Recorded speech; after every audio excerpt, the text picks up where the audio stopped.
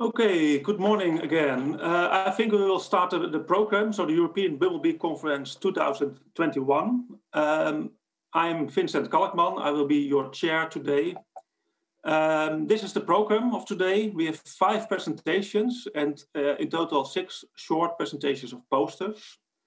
The program is slightly different from what we sent to you, I think 2 weeks back, because one of the presenters is unable to attend. So the program is slightly shorter. The presentations will each be 20 minutes with 5 minutes for questions. For people attending, it won't be possible to ask questions directly. So what you have to do is you put your question into the chat. And please do so during the presentation so that we have time to select the questions. I will then ask questions to the person presenting, and then most often we have time to address 2 or 3 or 4 questions. Let's see.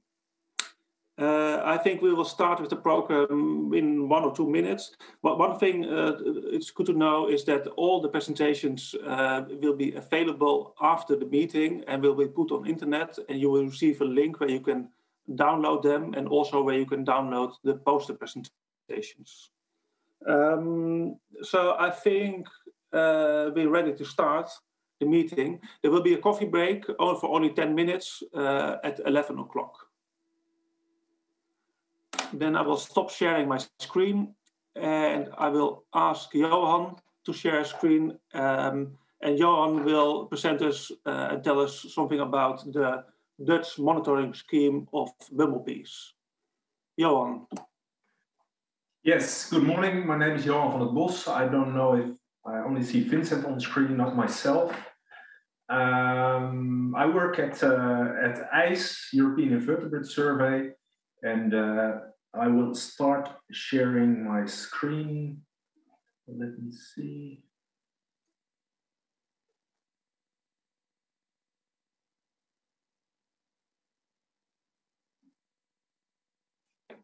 Is the presentation visible now? Yes. Yes, okay.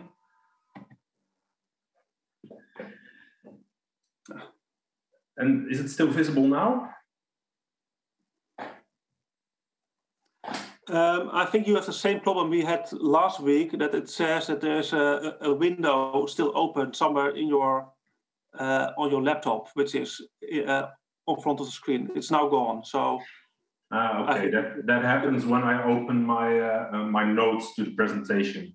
Okay, I will do it without notes. So good morning. My name is Johan van het Bosch. I work at EIS, European Invertebrate Survey. And I will tell you how we set up the Dutch Bumblebee Monitoring program in the last 3 years together with Dutch Butterfly Conservation. Johan, can you press full screen? Let me see, full screen.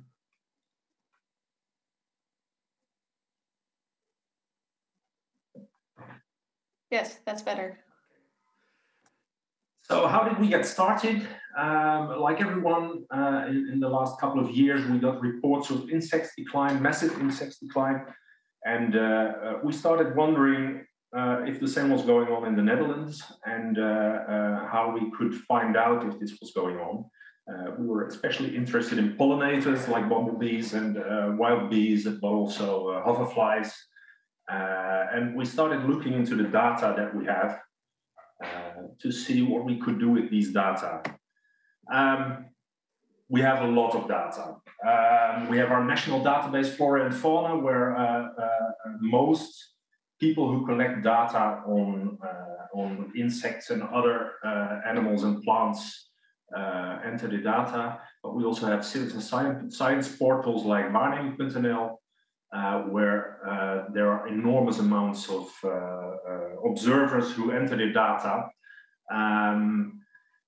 But we also realized that these data give us information on distribution. They give us information on flight periods, but they're not collected in the right way to analyze to see if there is insect decline or other developments in insect populations going on.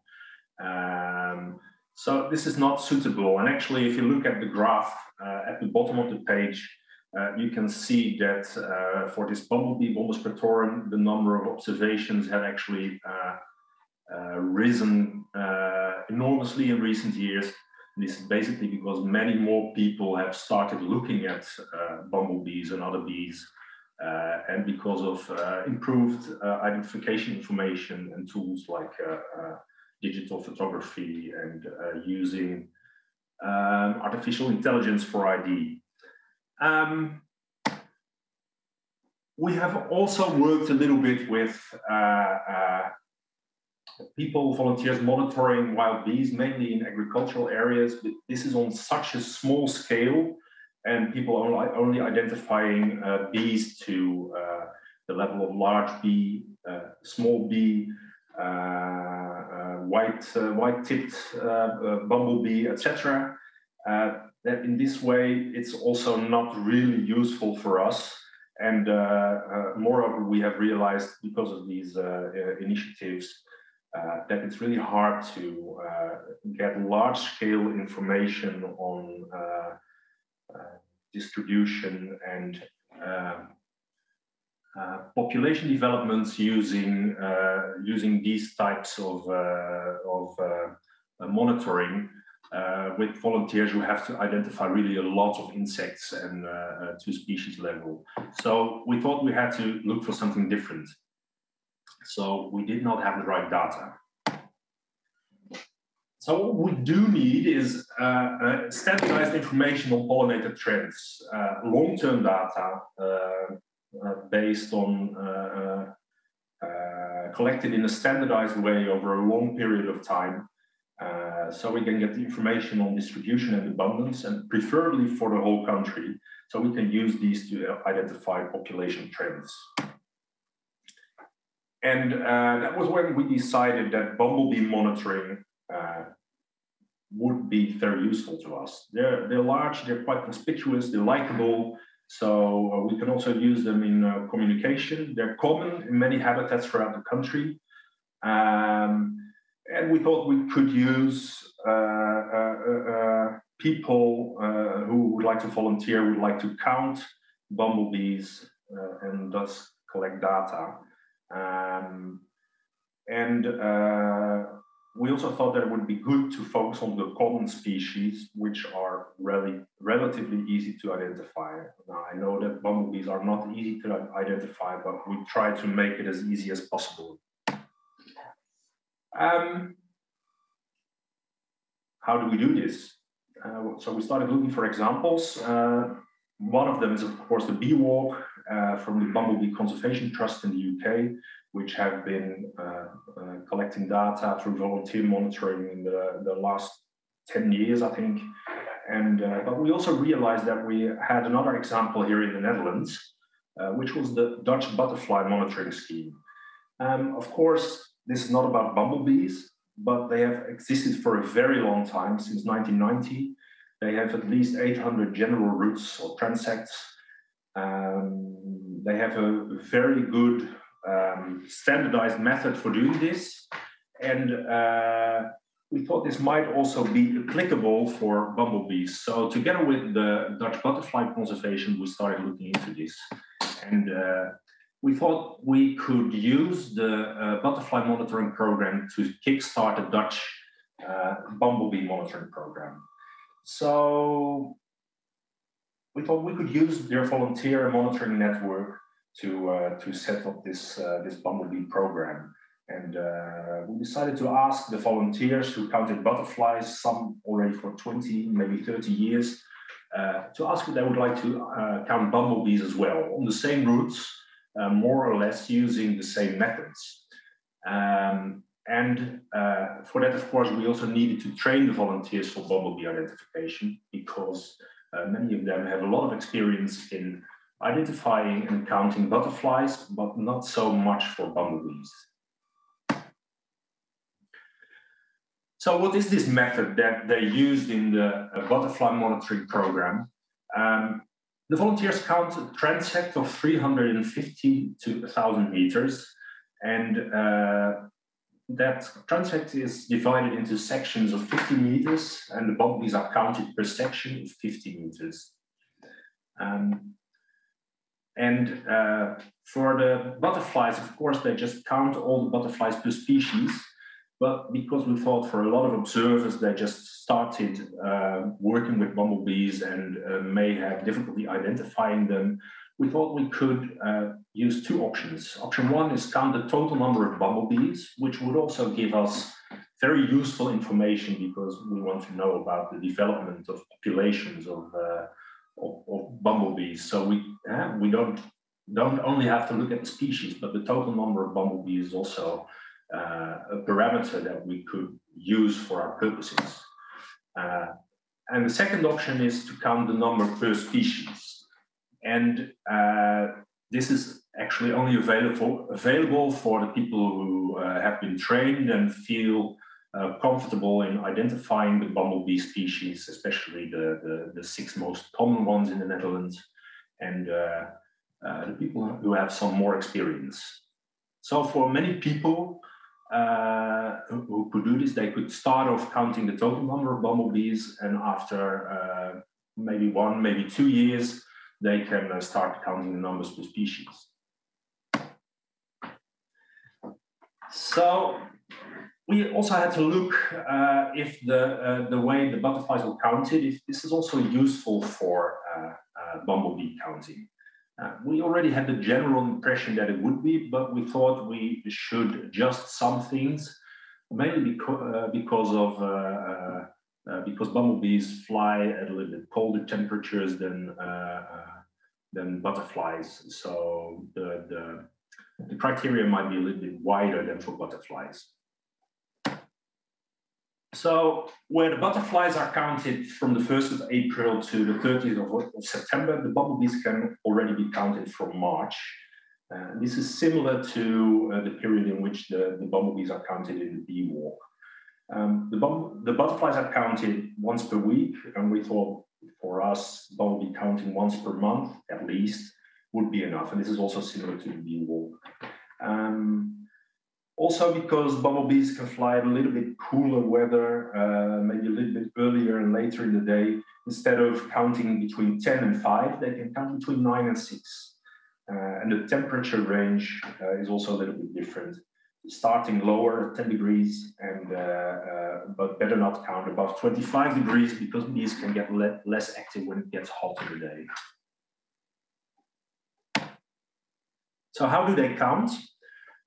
They actually count in a block of 5 meters by 5 meters by 5 meters. So they walk the transect with 2.5 meters on each side of them, counting the bees they encounter on these 2.5 meters on each side of them, 5 meters in front of them, and 5 meters above. This has turned out to be quite a good way to organize the counting. And in the bee walk, they do this a little bit differently. They use 4 by 4 by 2, but I think, yeah, it's just as long as you all use the same method, it's not really important if it's 5 or 4 meters. So we really had to train these volunteers and get them involved. So we had to prepare a basic field guide for butterflies, or sorry, for bumblebees that everybody could use. Using many photos, but also the very good pictures by Johan, as you can see here on the screen. We had to prepare a guidelines for how to do the monitoring, and we try to call all the volunteers that they want to start counting, to talk what they would like to do, what their experience is, and of course with new counters we go to them and set out the route for them together with them, and we try to get a feel for how their experience with bumblebees is. Moreover, we try to give them information during the season, and that is done through newsletters. And we do this on purpose combined with the newsletter for the butterfly monitoring program. because I think if they can see the results from the other program, more people can get enthusiastic and more people will start counting. So this Kickstart worked because in the first year we could already start with 181 routes, which I think is quite a good number to start with. And we started in 2018. The number grew to 280 in 2019 and to 379 in 2020. So I think we are doing quite well. And on this map, you can see how the routes are distributed over the country. And it also says how many bumblebees have been recorded at each place, starting with none in the white circles, which are almost none, and ending with 500 or more in black circles. Because of the way we started and because it's possible to count the total number of bumblebees, most routes are counted. Most routes have counted the total number. At this moment, about 80 routes count per species, which is, I think we're happy with all routes that are counted per species, but we of course like to make this number grow. Just some numbers. In 2020, 66,000 bumblebees were counted, of which 47,000 as bumblebee unknown, so by people who only count the numbers.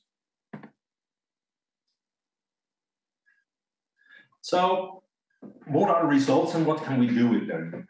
We've been busy for 3 years and I think it's a little bit too early to look for trends because you need more years of data for that. I think from this year onwards, we will start comparing the numbers with the average of the past 3 years, but it may still be a little bit early. But I think from this year on, we will start getting a little bit more information from that. What we do get is general impression of numbers throughout the year, and we can also compare a little bit between the years. And what you see in this graph is the average number per count on 1,000-meter route. And the red line is 2018, the green line is 2019, and the blue line is 2020. So you can mainly see how the numbers vary over the season, what the flight times are, and if there's variations between the different year, and that there's, for instance, a dip at the end of June, at least in 2019 and 2020.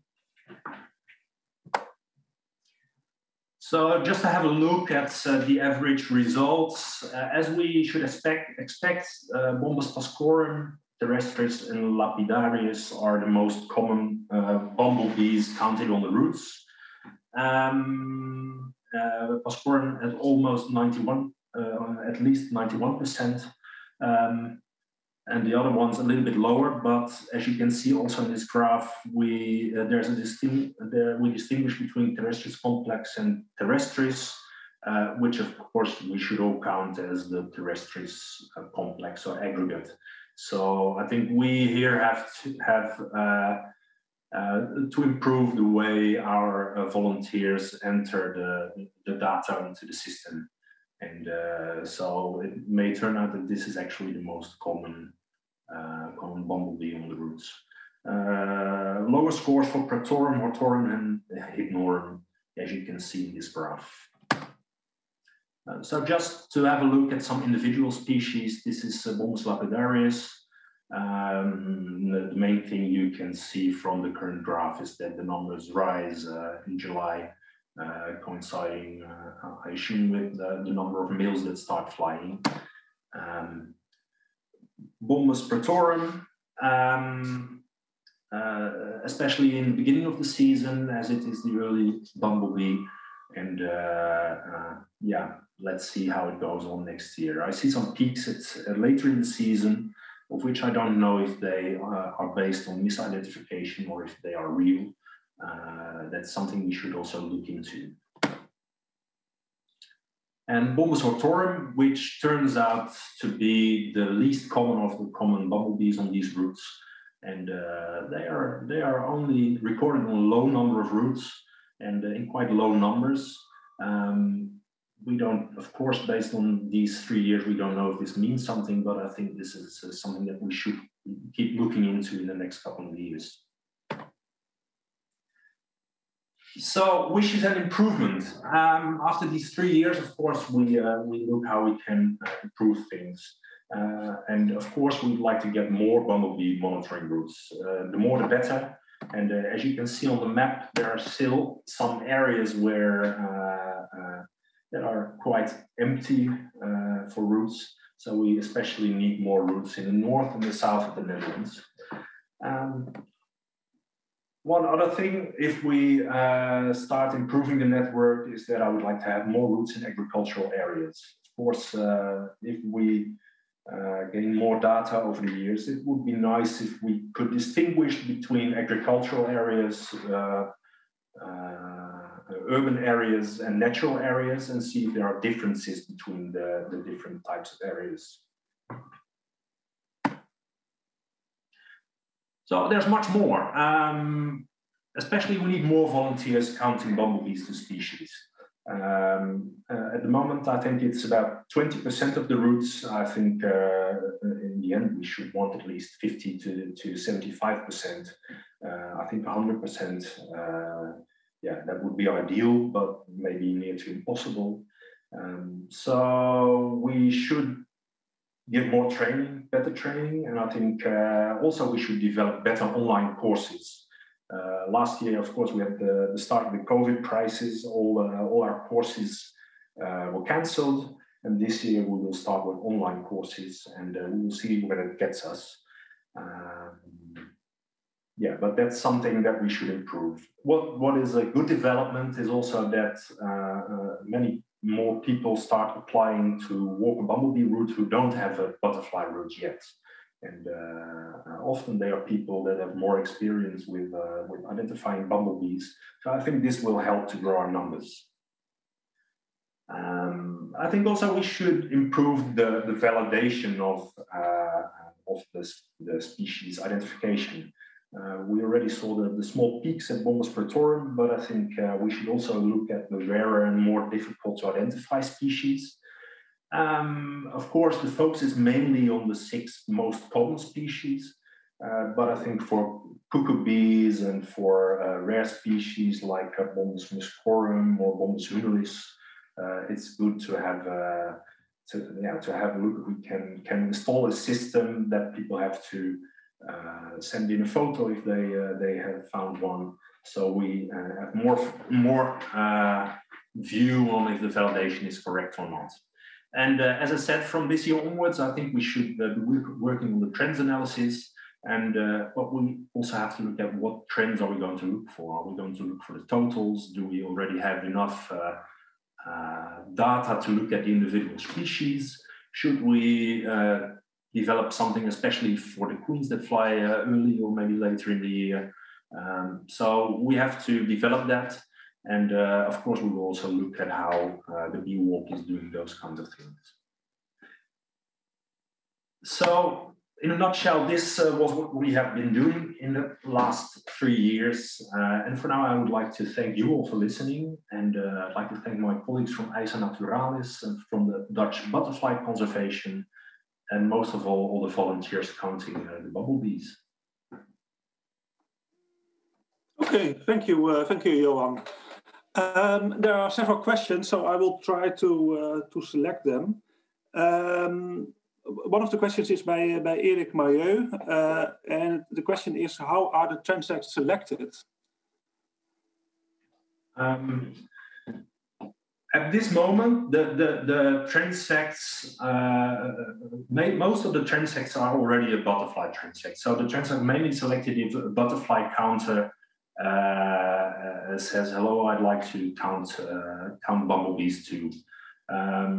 If we select the new transects, we try to look that it is an area where we can expect people to count quite some bumblebees, but also the habitat has to be more or less similar over the whole route. So not half of the route forest and the other half of the route meadows. So we like to have what's the right correct English word for it? A route that's quite balanced. Balanced, yes.